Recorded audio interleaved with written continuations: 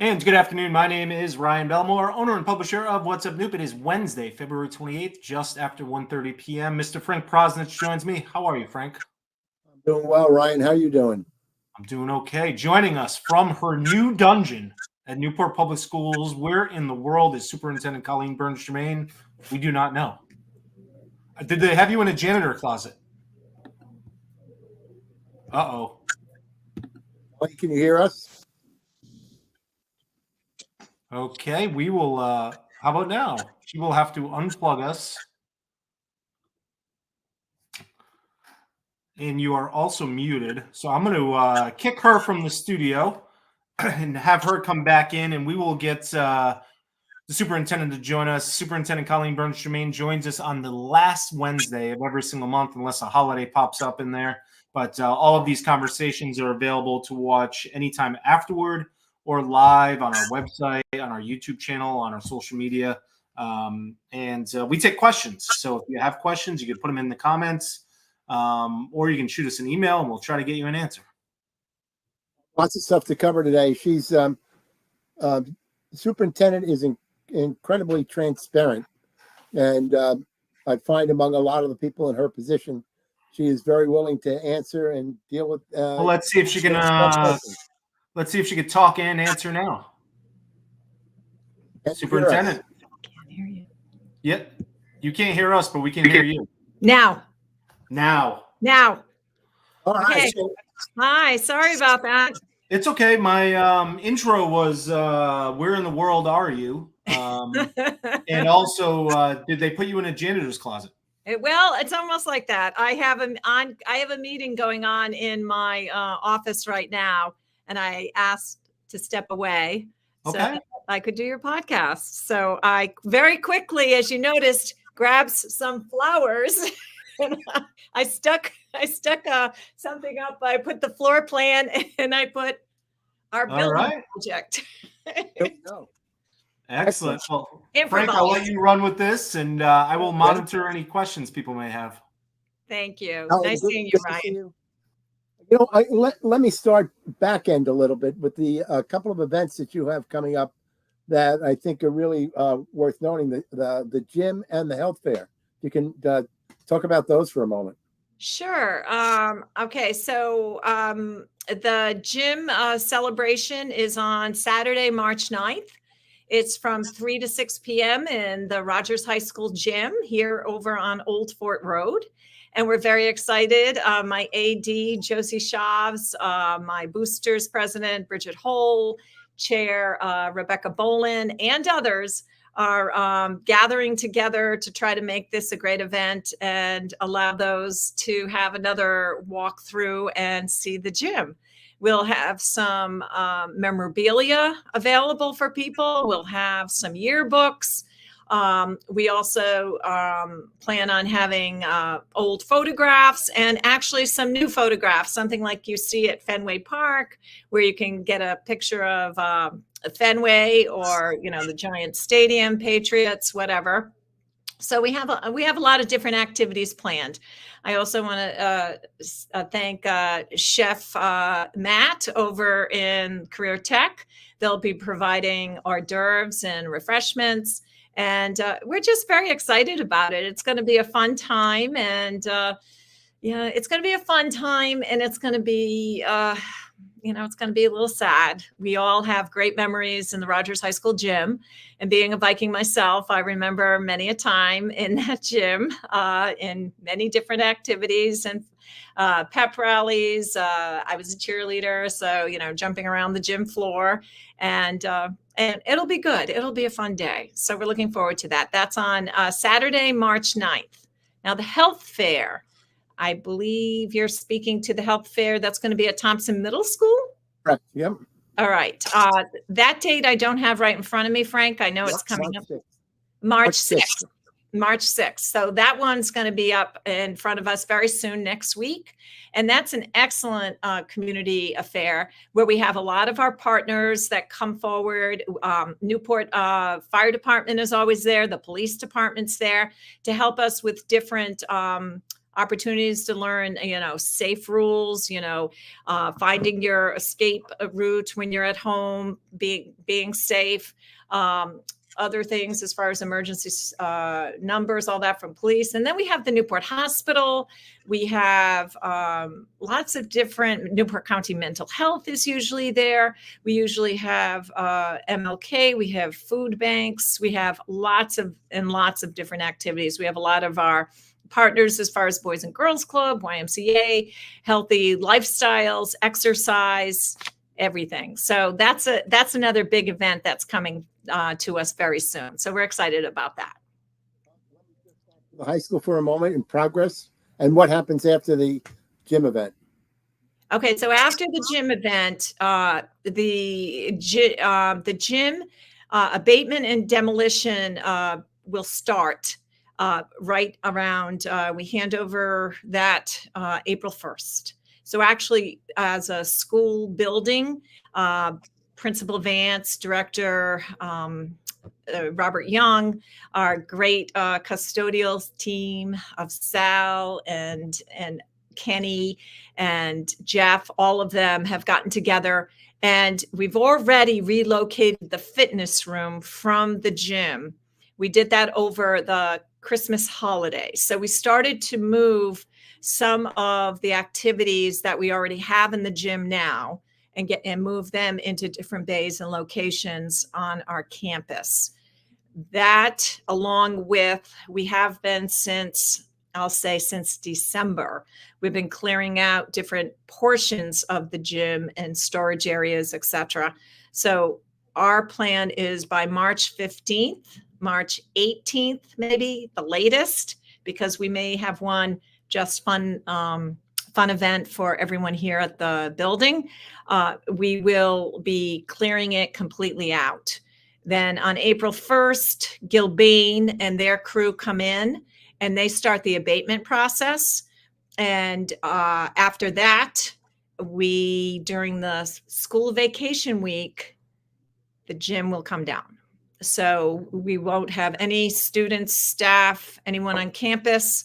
And we'll be going up and down by the NACTAC building, and we'll start taking down the Rogers High School gym. That process will continue probably through July. And then as soon as school gets out, we'll start our electrical and utilities digging, and we'll start making the pathways available to start to transition our utilities over to the new site. And a question that we had, I'm going to go to the back end of that question, is actually one that we would ask anyway, is actually, when does actual construction on the building begin? Construction on our new building? Yeah. Our new building's already up, 3 stories high. We have slabs, Okay. concrete, everything. What is our projected finish date is? The plan is that September 2025, our students and staff will be entering the new building. What happens in the interim? In the interim, on June 1st, I'm sorry. So the gym comes down, right? Where do you transition activities that were in the gym to somewhere else? Yes, we've moved some of them to different bays. For instance, the fitness center, some of the mat activities, we've moved them into a different location on the campus in some of our bays. Then for those that are not familiar with a high school PE schedule, part of your PE requirements are health classes. So the Principal Vance and Assistant Principal Monahan, who does all our scheduling, they've made it such that in the spring, a lot of our health classes will be taking place. So the students will be taking health classes. In the fall, we'll do as many activities as possible outside. We'll use the fields we have still on the campus that are away from the construction. And then we have right up the street, we have Murphy Field. And then we have other alternative sites we've been using for our games, our practices, etc. So that will go on during the fall season. During the winter time, for the students, we'll switch to health curriculum. So they'll be in classes. And then we come back to the spring, and then we go back to outdoor activities. Question that we received from someone said the city council several weeks ago asked that the school building committee refrain from adding material amounts of dirt pile until they come up with a plan for the ultimate use of soil in the pile and additional soil which may be added. Dirt has been added in the interim. Has the school building committee produced the requested plan? When might they share it with the neighbors and the city council? There has been a request from us to our vendors for a plan and how we can move forward. As we've shared numerous times, the plan was always to use the soil and reuse as much of it as possible. In the interim, we have received reports that some of the soil is silty and may not be able to be used. And we also know that some of the soil has contaminants in it, as does quite a bit of the soil on Aquidneck Island and in the neighboring areas. So the plan is under development. It is not fully complete. That's on the plan. As far as putting things back on the soil pile, that is correct. The city council did request that nothing be put there until a plan is presented. The school building committee has shared with the city council and others that will not be possible because we still need a location to put the soil. So the soil is still being put when we have to do that. At this point in time, we're just continuing business as usual, what has always been part of the plan. And we hope to have a comprehensive plan on what is going to be done with the soil stockpile, working with the city. Moving over to the financial end, have we closed the gap at all? No. The answer is no. We still have a gap, and I guess it depends upon how you look at it. We have recently learned that the site package came in much higher than expected, and which has been reported out for the past 2 weeks, that we originally thought the site package plan would come in at about $3 to $4 million. And I believe it's now coming in at $9 million. So that's causing concern. And we had a meeting with the school building committee this past Monday. And we're trying to think, working with Gilbane, Downs, our OPM, and SLAM, our architect design person, firm, I should say. We're working with them to try to come up with some kind of phasing in while we, as a school building committee, try to find ways we can get the financing or find financing in order to finish the school building project. There's still a gap. Am I correct that the gap was around 10 million or so before, or was it less than that? It was less than that. It was about $3 to $4 million, depending upon the site package plan. It's now going up to about that. We would add to that, you're probably up around 9 million. If you include that. Yep. Which I'm going to take a step back from what I just said, meaning that we knew we had 3 million we needed to gap, and now we have an additional 6. So that comes to 9. And talk about the budget and where we are with the budget process. Which budget? I've got multiple budgets. Multiple budgets, okay. Which one? Well, I was looking at the overall school budget. What are your multiple budgets? Well, the other one's the building project. Right. All right. So the overall, I'll go for the school budget. The school budget right now, we've been working diligently on that since late October, early November. It's a very, very tough process for multiple reasons. And the biggest one is Newport has received less state aid than it had in the past. If you look at what happened to us last year, we received approximately $700,000 less than what we expected. And then this year, we expect another reduction of approximately, I'd say, 180,000. So if you compound that, we're almost at $1.62 million and less state aid if you look at it overall between the 2 years. So due to declining enrollment, and people hear that term, and for people in the audience, student enrollment is very important to school districts because the state funding formula uses that number. They look at October enrollment numbers and they look at March enrollment numbers. So they'll look at our March enrollment numbers for the final allocation to our school district. Comparatively to, I'll say, 2019, 2020, the enrollment in the majority of districts in the state of Rhode Island, except there are a few, like I think Barrington's one of them, and there are some in the northern part of the state where the real estate, I believe, is a little less expensive. They have not seen a decline in student enrollment. Over here in Newport and in the East Bay, and a majority of districts over here, excluding Barrington, we have seen student enrollment dips. That impacts the number that goes into the overall state aid formula. So we have state aid formula, we have the state aid reduction. Then we have, because of declining student enrollment, we do have the opportunity to look at the whole picture. And by that, what I mean is we look at the students we have and that we do have in front of us, and we look at our learners, and we also look at the data and what we need as far as supports for students and teachers.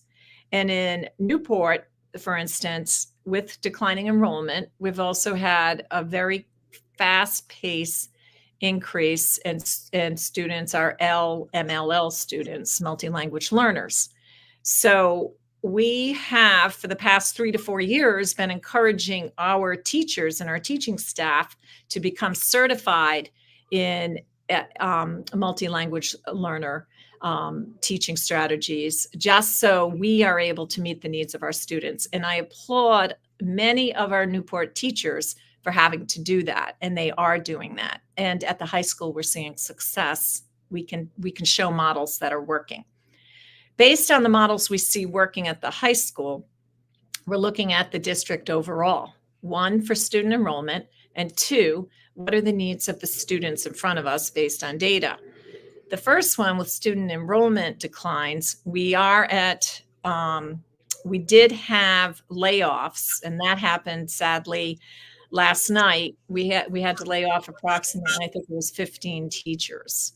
And that's the letter that goes out. That's the letter that goes out annually, right? You have the potential. That is, well, there's a difference, Frank. There's a March 1 layoff deadline, and there's a June 1 deadline. All right. The March 1 is usually if you're doing reorganization, I'll say structural reorganization, and you want to give people a heads up, especially when, as I'm mentioning to you, we have student enrollment decline. You may not need as many staff. So that's kind of a heads up. There's some changes going on in our structure of our school staffing. So those right there. And of course, we would love to bring everyone back. I don't know if that's going to be possible, especially when you have declining enrollment and you have less state aid. So we did have layoffs, which is heartbreaking for all of us because we have some very bright and talented teachers here in Newport, but it's just the fiscal responsibility and that, doing our due diligence to prepare our budget financially for the city and for our citizens in our district. So we have at the elementary school, we've looked at a different model as far as delivering the services of literacy. And we are taking the people that are the experts, the reading specialists, and we're actually putting them back in the classroom for literacy instruction, because we all know that it's the saying, it hasn't changed. If children do not have and are not fluent by grade 3 in literacy, they're going to be struggling throughout their academic career. So we're really making a big effort here. And this was a model we thought about pre-COVID, and we were going to be switching then. But COVID came and we did not want to disrupt staff or do anything to that nature or that kind of change then. So that is something very different we're doing at the elementary level as far as a different model for the delivery of literacy instruction.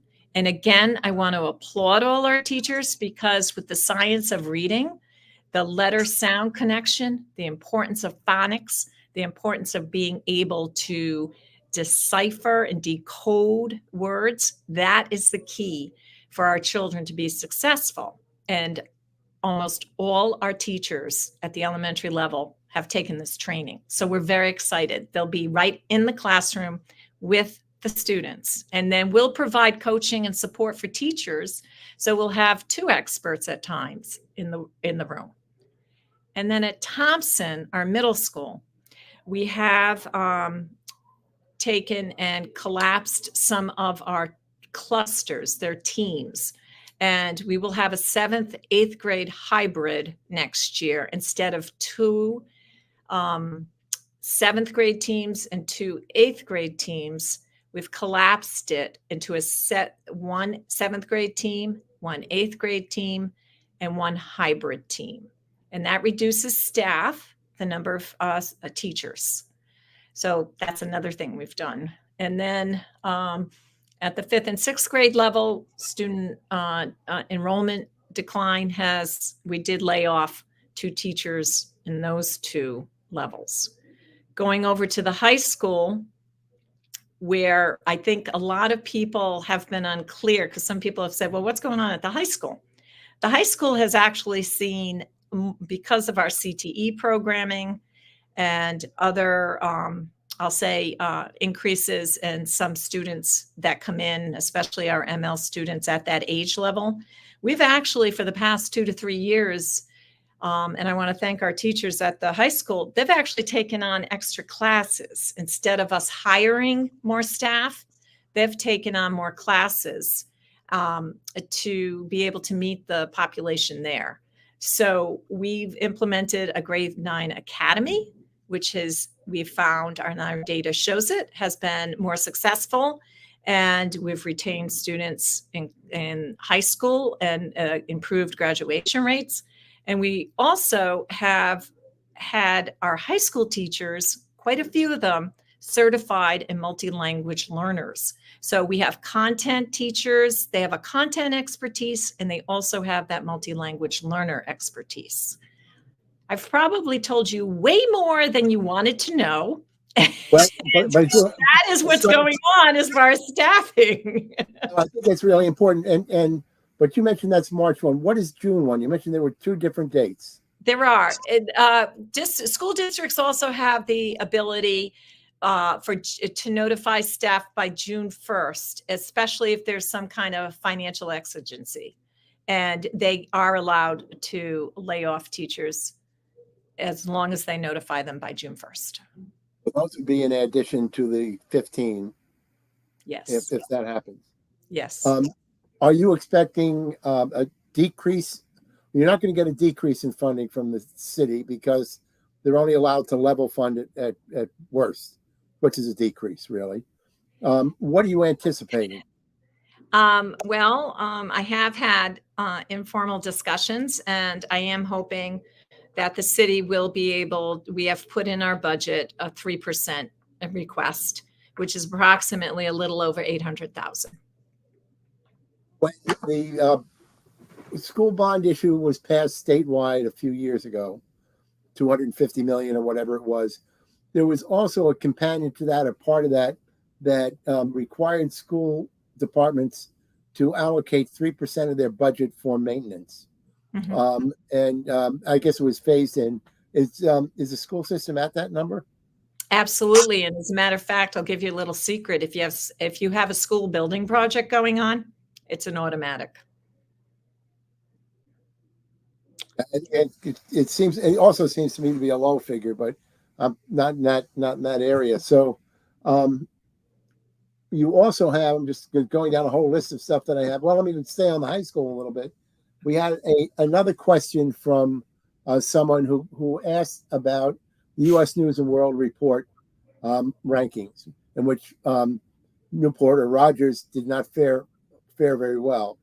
I'll take a stab at it and tell me if I'm right or wrong. According to U.S. News and World Report, roughly 60% of the students at Rogers High School are what they call economically disadvantaged, which, if I look at the rankings, that's one of the really key points in terms of rankings, because obviously these kids are coming from a different place and there are different challenges. Yes, you are correct. And as I've said about standardized testing as well, if you look at the communities that do very well, I think you'll notice there's also a pattern there. And it's not surprising that you have the Barrington, the East Greenwich, Portsmouth. If you look at all of those, and if you look at their demographics, and if you look at their socioeconomics, you'll see a pattern there as well. For me, one of the key numbers is the graduation rate. And I believe that Rogers has a graduation rate of 83%, which is equivalent to Middletown, which also, I believe, has an 83% graduation rate. Correct. And that's been improving. We had it at one point, believe it or not, at 91, 92%. And then we had a very, very fast change in our demographics. A lot happened in just 2 years in this district, and a lot of change very quickly. So I applaud our staff. And as I mentioned earlier, our staff immediately, and our building principal, assistant principal, and the high school team immediately came up with supports and ways of meeting the needs of a new population of children that came to us very quickly, but have added so much great, I'll just say, great spirit and fun to our community here at Rogers. So we're very grateful that we have such a diverse community here. Governor has put out his proposed budget that includes some relief for school departments, although one other area where you're going to get hurt is the loss of COVID money. I don't know how much that amounts to, but that's got to be significant. Yep.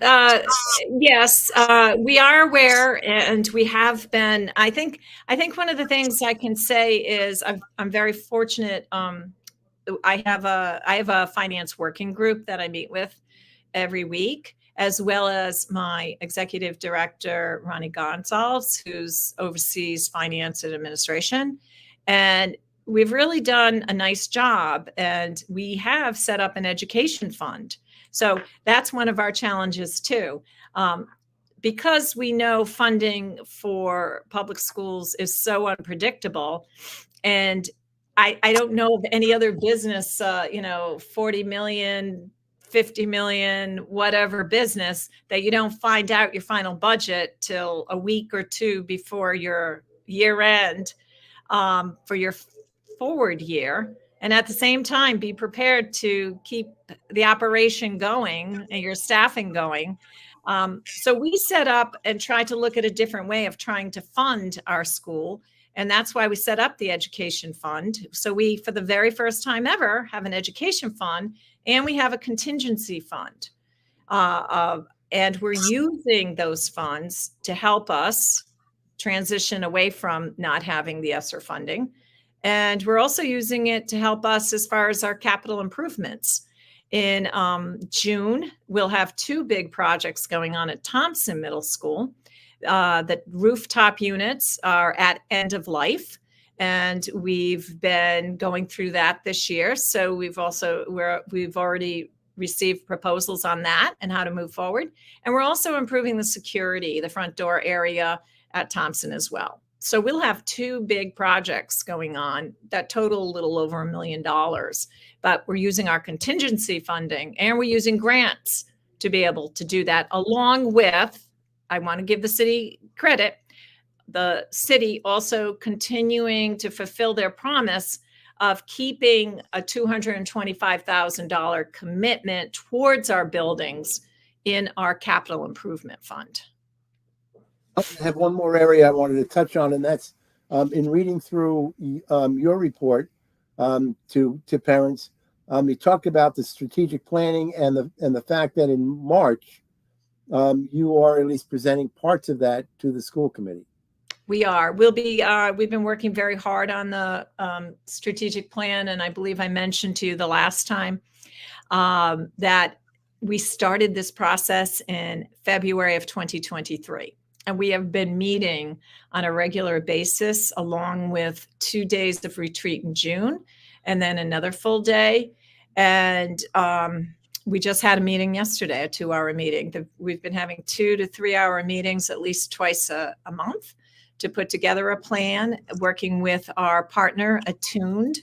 And we're working out we're in so much into the detail that we actually have the planning phase, we have the design and scope phase, we have the introduction phase, and then we implementation phase, and we're assigning who's overseeing what. So I'm very excited to be able to share that. We also have our portrait of a graduate, which is going to be a comprehensive look at the skill sets we want as far as career readiness, as far as critical thinking, as far as being a community partner, learning to contribute and give back. That will be unveiled as well. So we have a lot of good work that's been going on besides the school building project and all the other work we've been doing. My leadership team has been very busy. We've all been very busy, planning for the future, and we're very excited about it. When was the last time you did the portrait of a graduate?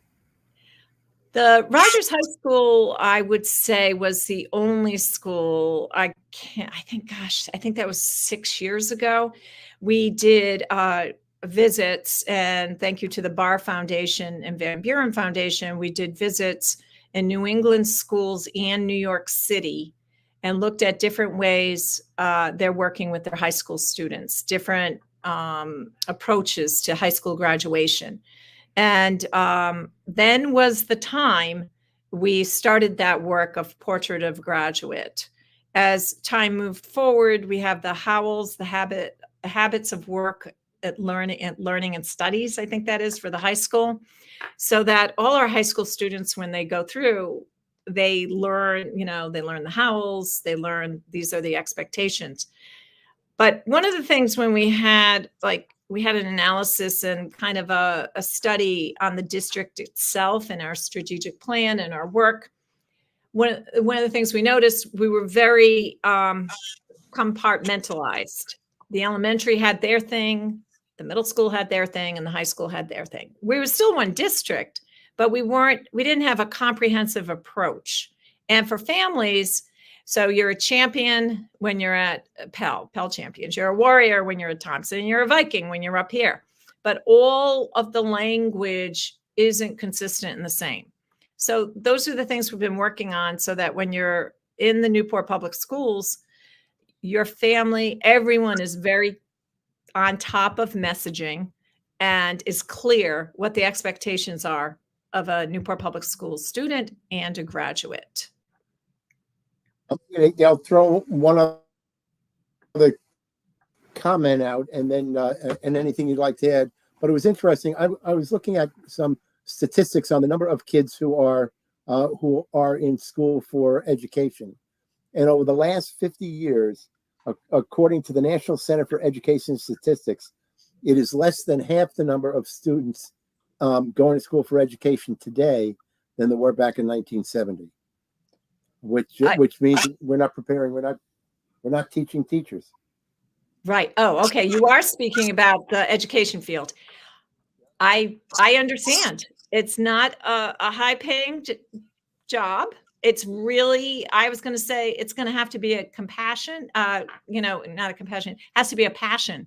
It has to be, you feel you're driven to do this. And when you talk to 9 out of 10 teachers, they didn't get in it for the money. They got in it because they really wanted to make a difference, either in their community or just in general, to help young people and to help make the world a better place. So I think I agree and I understand that.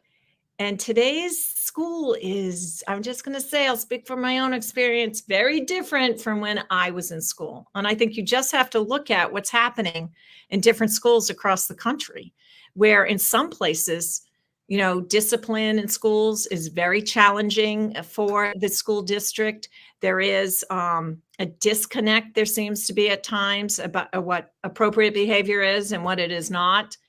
And with everything else that's happening and what you can make salary-wise in other positions, it might be nice to have your summers off, but you really don't have your summers off when you have to do a lot of professional development, studying, retuning your skills. So there's a lot to be said. It's something that has to be in your heart that you want to do. It has to be, as I went into business first, and my parents and my family, when I decided I wanted to, I took a certification program. I was single, and my dad said, you got to have a pension. What are you going to do? And long story short, I started it. I took the training, and I never looked back. And as my parents used to say, it's in your DNA. So, and I believe that's true. There we go. We are up against the clock, Frank, but I'll put the superintendent on the spot a little bit. It's a couple weeks away. Anything with students participating in any of the All Things Irish next month? No, I don't know anything. I don't know about any of it happening. Right. A lot of them are involved in step dancing. I do see them in the parade. Usually we have some kind of float, and I don't know what it is this year. But we usually, okay. It's a couple weeks away. Yeah. Okay. I'll plan on talking more about that.